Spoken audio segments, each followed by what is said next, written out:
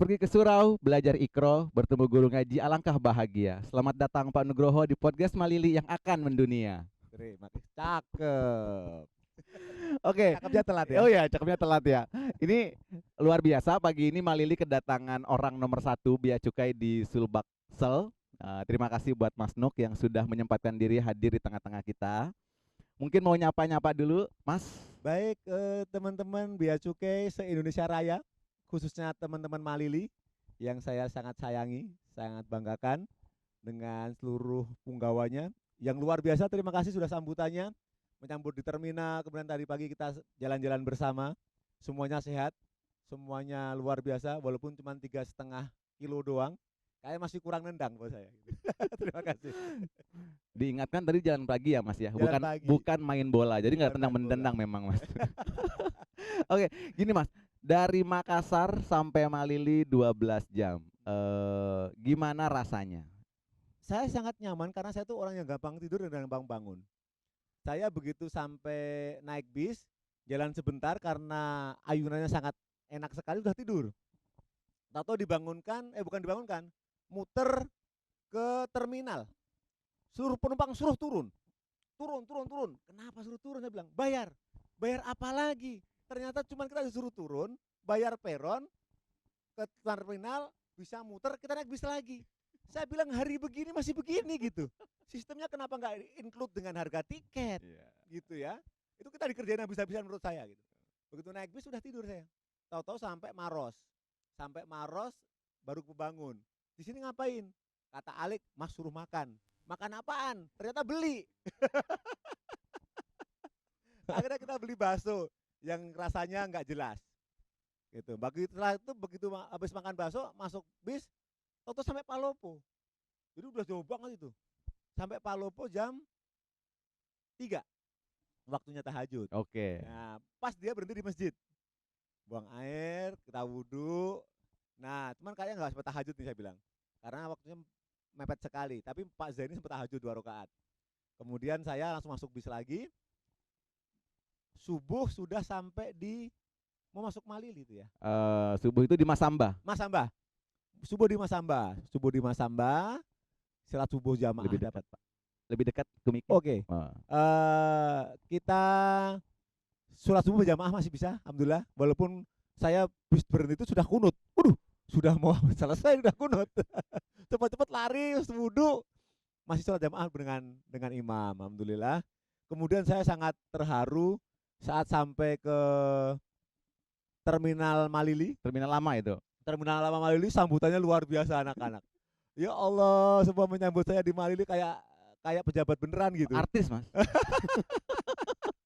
sampai sampai supir bisnya sampai bapak siapa bapak lagi kurang ajar ini saya dikerjain.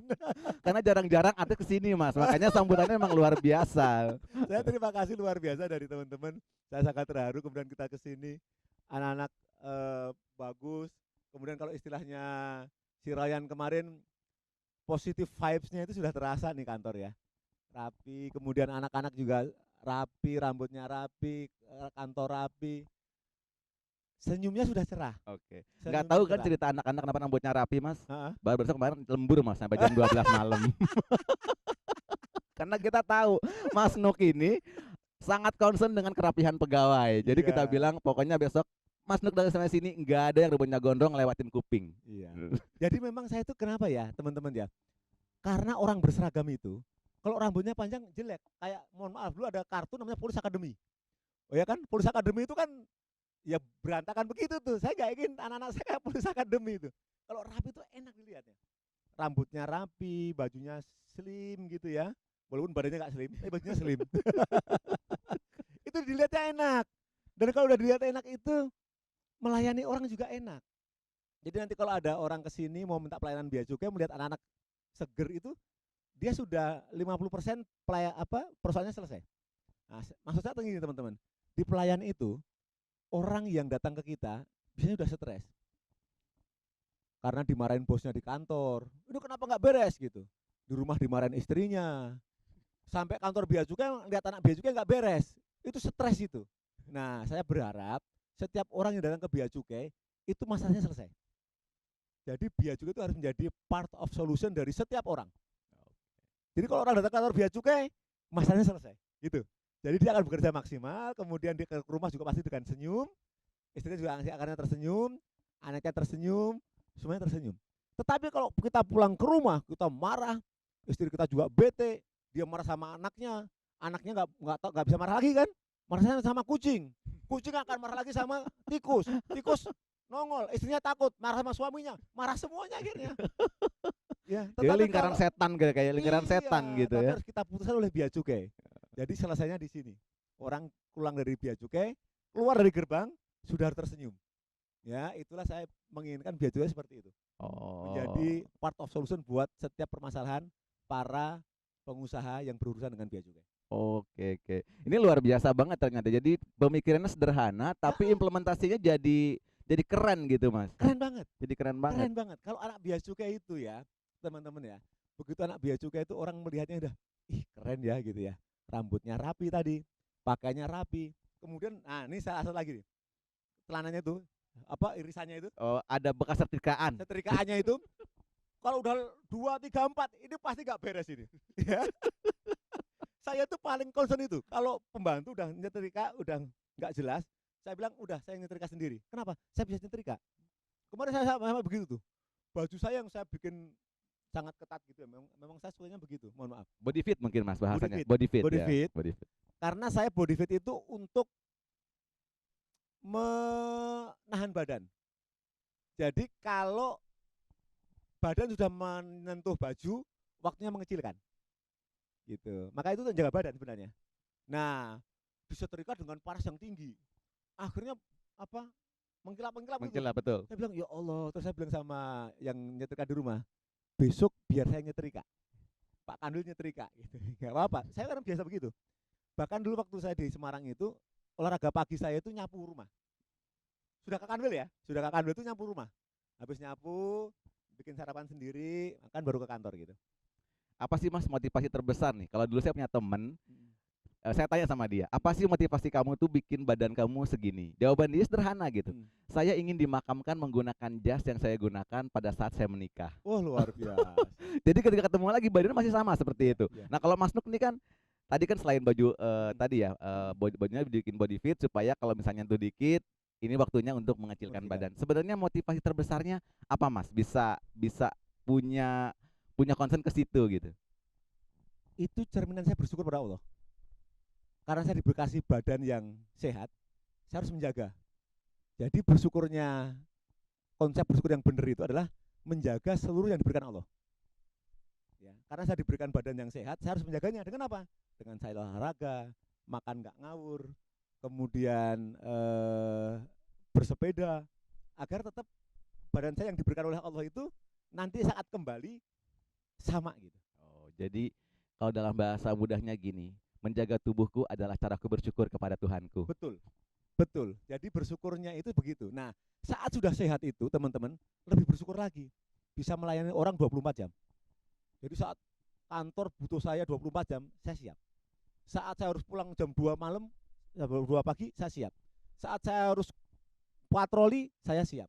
Saat saya harus melayani kemana-mana, saya siap. Saat harus saya kapal, nggak mabok gitu. Itu bersyukurnya lebih dari situ. Nah, karena kalau udah kita, mohon maaf, sakit-sakitan, pertama kita ngerepotin orang. Betul, betul. Kedua, kita tidak maksimal bekerja. Ya, pasti. Ketiga, kita tidak bisa menikmati hidup. Iya, kalau sakit nggak enak juga ya, Mas. Makan apapun nggak enak. Mau makan ini dikit, jangan, itu kolesterol. Mau makan ini, jangan, itu asam urat. Mau makan ini, jangan itu. Kan begitu. Nah, kalau saya kan semua masuk boleh makan. Jadi nggak ada pantangan sama sekali. Oke, ini kalau kondisi yang pernah nggak Mas Nuk itu mengalami satu kondisi di mana tadi kan 24 jam I'm ready for my work gitu Ya, ya ibaratnya. Jadi ya. saya 24 jam siap untuk kerjaan saya. Ya. Ada nggak satu kondisi di mana Mas Nuk ngerasa I'm tired gitu. Saya lelah dan saya perlu healing. Nah, dalam kondisi apa sih Nah. Mas Nuk merasa harus saya butuh healing?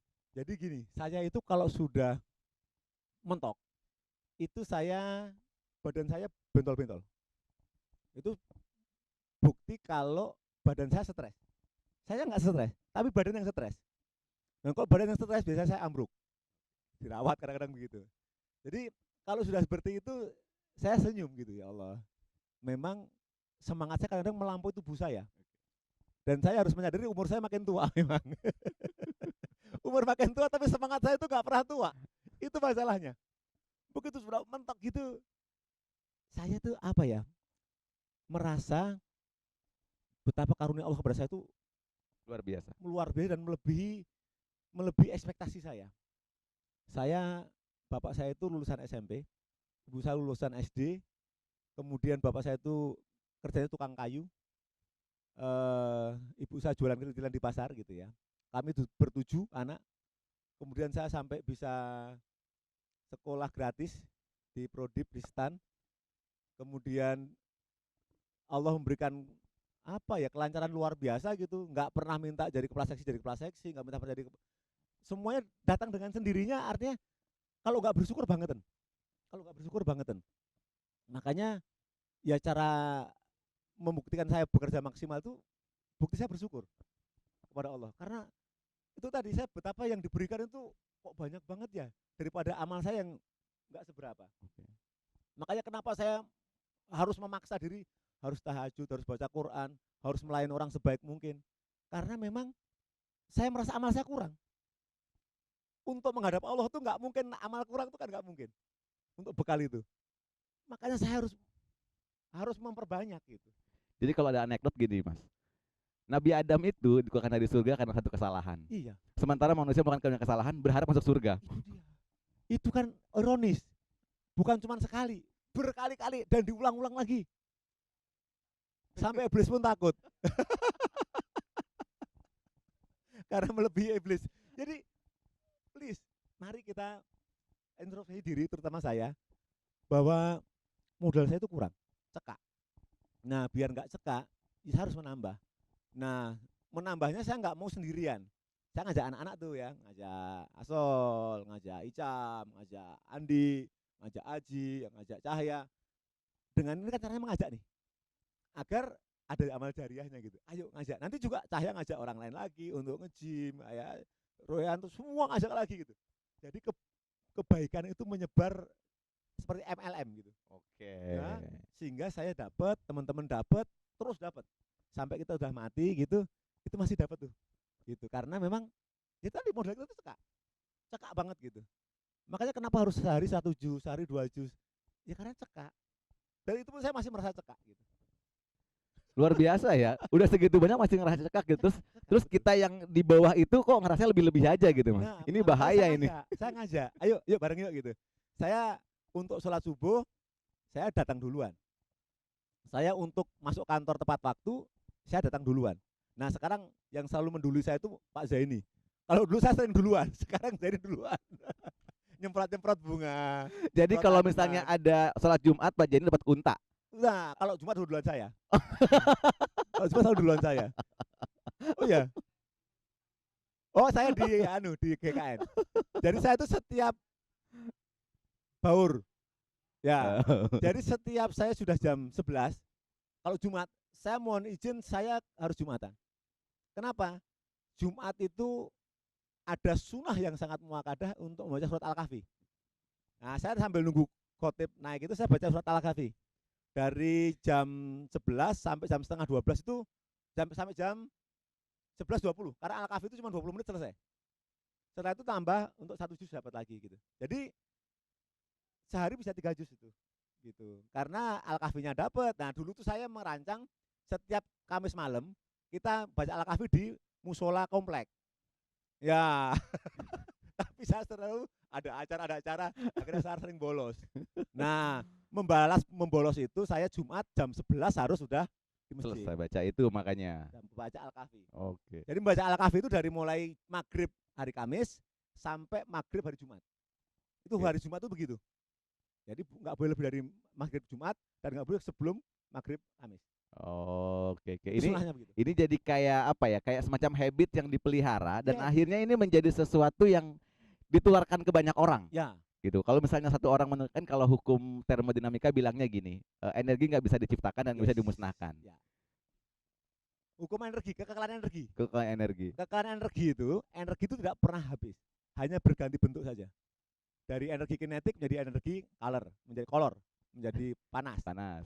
menjadi energi gerak. Betul. Nah, itu menambah. Nah, namanya itu kalau di namanya kubik leadership, namanya EPOS, energi positif. Energi positif itu akan terus berkembang. Walaupun kadang-kadang bukan kita yang panen. Ada seorang guru SD, kalau kita mikir nggak mungkin guru SD punya anak 5, anak 7, sekolah sampai S2, S3. Betul. Tapi semua dapat. Kenapa? Karena dari energi positif bapaknya. Anaknya dapat alhamdulillah beasiswa, pinter dan sebagainya. Itu energi positif yang ditanam bapaknya. Gitu. Makanya kalau Anda nanamnya energi positif, Anda akan dapat energi positif. Kalau nanamnya yang negatif energinya, ya nanti akan negatif gitu. Karena kekalahan energi tadi. Gitu. Kalau kalau bicara tentang sejarah penempatan bea cukai ini, Mas, Hmm. ada nggak perjalanan yang menurut Mas Nuk itu effortnya luar biasa? Perjalanannya nih menuju ke tempat itu. Kalau Pak ini kan semalam ceritanya 10 Ya, jam naik boot, kita ya, ngebayangin 12 jam naik bis yang suspensinya enak aja lumayan ya, gitu. ya, Ini ya. kalau Mas Nuk nih ceritanya penempatan atau pekerjaan yang pernah ditempuh dalam tugas ini apa yang paling menantang? Nggak ada, Nggak ada, nggak ada. karena semuanya di bawah ekspektasi. Yes. Saya pertama kali lulus, saya minta di luar Jawa memang. Nggak dikasih di Jawa. Saya saat penempatan promosi eselon 3, saya udah bilang sama Pak Sekretaris, Nuk, kamu promosi ya Nuk? Terima kasih Pak, tapi pangkat saya masih rendah. Saya promosi eselon 3 itu pangkat saya masih 3C. 3C baru. Bukan 3C mau 3D, 3C baru. Pak, karena saya junior dari umur, junior dari pangkat, saya minta di luar Jawa. Enggak, kamu di Priok aja. Enggak enak Pak sama yang lain-lainnya. Enggak, kamu mau di situ, ini perintah. Ya siap kalau perintah gitu. Jadi promosi eselon 3 pun di situ.